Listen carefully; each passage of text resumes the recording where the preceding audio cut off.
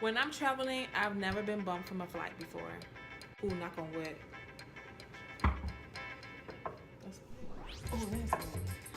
However, doesn't mean that I will want to ever be bumped, and I know you don't either.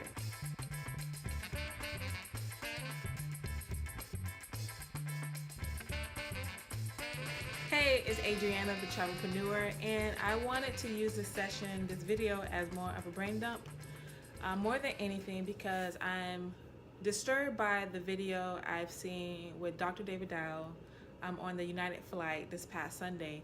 And the reason why I'm disturbed because it goes into something deeper, and it goes into the treatment of customers with the airline industry.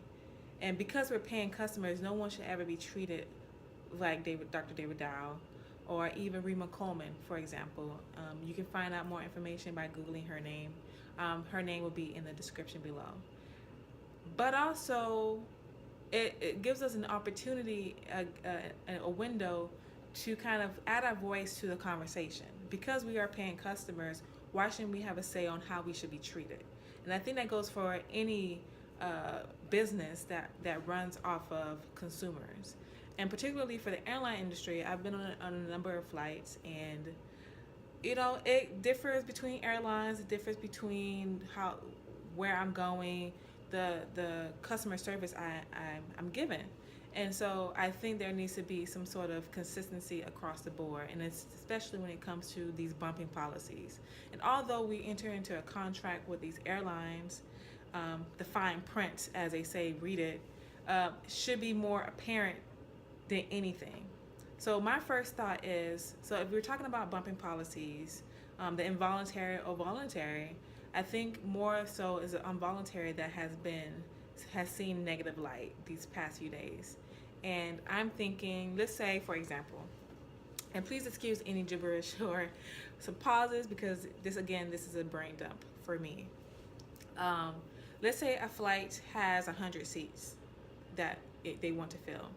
So while leading up to the day of departure, let's say 96% of the flight is guaranteed seats. So 96 people are guaranteed seats when they purchase their tickets. So the 97, 98, 99th, and 100 tickets, they're told from the beginning in the initial process when they're purchasing their tickets that they are not guaranteed a seat. They're really flying standby. And then their seat is contingent upon whether the flight needs it for personnel, emergency, or flight crew, whichever the case may be. And once they agree to it, that they know when they show up to the gate that their seat may not be guaranteed to them. So let's say the flight needs those 4 seats. Those 4 passengers who purchase those tickets know that they will have to find another flight. So something else I thought of is, again, going back to airlines and their policies, these policies have already been implemented. They don't want to change it. It will be too drastic for a change.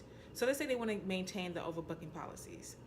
So when I'm going through and I'm purchasing my tickets online, I'm never told, and although they say, do you agree to the terms? And of course, everyone just clicks it and they move on, submit, and they have their ticket. No one hardly ever reads the fine print.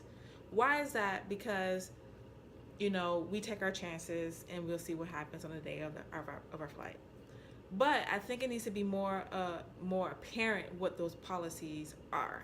The airline will take an initiative to be upfront about those policies. Do you agree to, in case we need your seat, that you will not resist? And in whatever format they want to phrase it, so that when I'm going through the process of purchasing my ticket, entering my information, that I know at the end that those terms are that I will be involuntary bumped if it comes to be, if I check in late, if I arrive at the gate late, if I purchase my ticket at a certain day after everyone else has, that I'm one of the first ones to be bumped. Or in a perfect world, well, not even in the perfect world, but what if, let's say, each airline, obviously because flight attendants sit in those little awkward places on the airplane, why not? Because for me, it seems more design than anything. what if they have other compartments or other places that they can seat emergency personnel?